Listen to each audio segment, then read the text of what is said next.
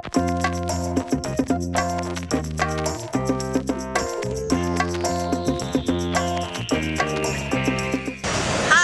to another episode of Juicy and Delicious, and on today's What's Delicious segment, we've come all the way to KL to savor Bak Kut Teh.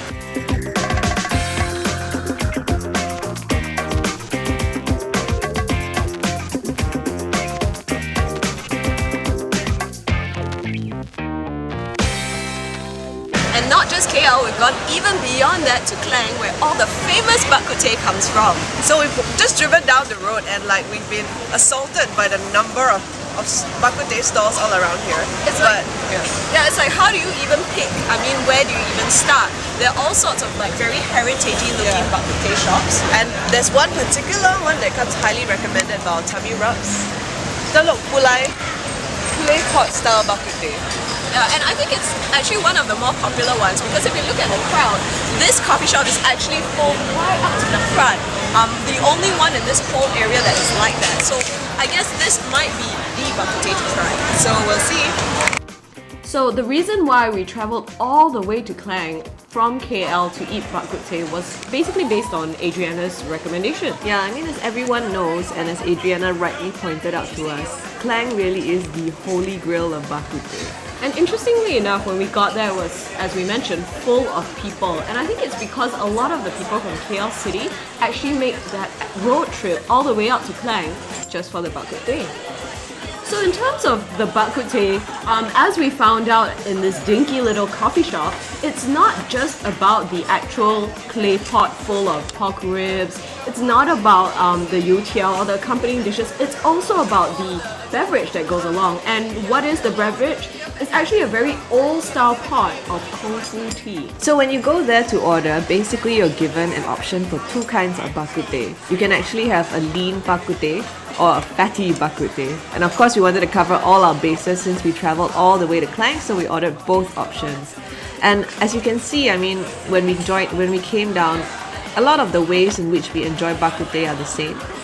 You see the very common youtiao that we'll get alongside it. We also get, intestines and other gizzards that we want to enjoy on the side. But what was really interesting as a chili lover was the difference in the way they enjoy their chili with Bak Kut Teh.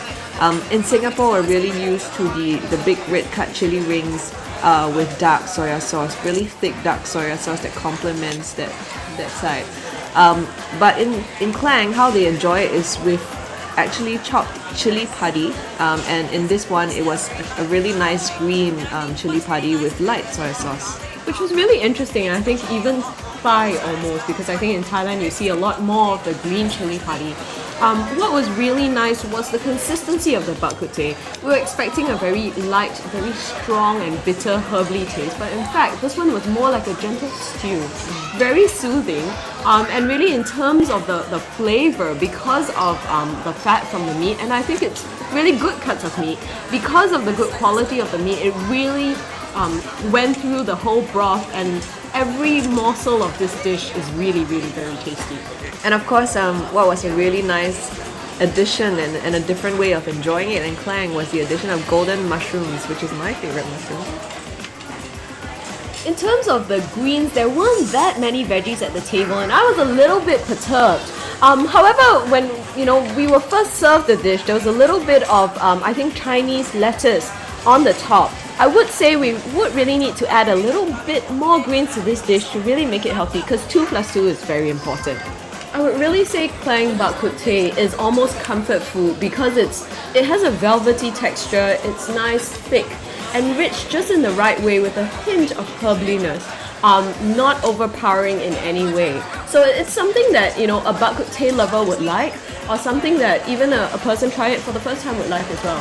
So we had a chat with the man behind this awesome Bak Kut Teh stall that we found, and he's actually a really young, handsome gentleman at the age of 43 who looks like he can't be older than 30 years old, and that really showed us that maybe eating Bak Kut Teh could be good for your health and your looks. But basically, this is a young entrepreneur who really started the business as young as the age of 20, and he's built it over the years into what you see today, which is really a really popular and crowded place, and what the Klang people consider the best Bak Kut Teh in the area. Basically, of course, without having to kill us, he shared with us that his secret formula is all in the herbs, as expected. But he really sources it from China, so that's something that, I don't know, maybe could be his secret formula. He didn't share with us the details, but they're specially selected by him. He uses something that he says is very different from what other stores use in their bak kut teh. As we took a look at his ingredients, we found that a lot of them were very fresh, and you could tell that that they were quality ingredients. And as such, I think that's what goes into a really good bak kut teh: quality ingredients, fresh meat, and I think a really good recipe at the base as well. Another secret of this bak kut teh restaurant's success, I think, could be in the kitchen processes. As you can tell, everything is laid out very neatly, there's no confusion. All the ingredients are in the right places. And of course, he has his able assistant, his son, on standby to expertly cut the meat up. Every portion is measured. And I think that's the secret to a good bowl of bak kut teh. And I think the Tauke himself has really rightly demonstrated his passion and love for the business. As you can see, he's very hands-on. He does his own cutting of the meat. He's very much involved in the kitchen process, and maybe that's the secret behind his success of perfecting that winning formula. This bak kut teh was really a winning recipe. I mean, I think at the end of the meal, we were just about to lick that clay pot clean. My take on the secret of his success, behind every successful man, is his wife counting the money. Another thing we noticed about this coffee shop was that everything was very clean. No greasy floors, no broken stools, something that you would expect of a corner coffee shop. But this one, everything was pristine, everything was in its right place. So a good food experience all round.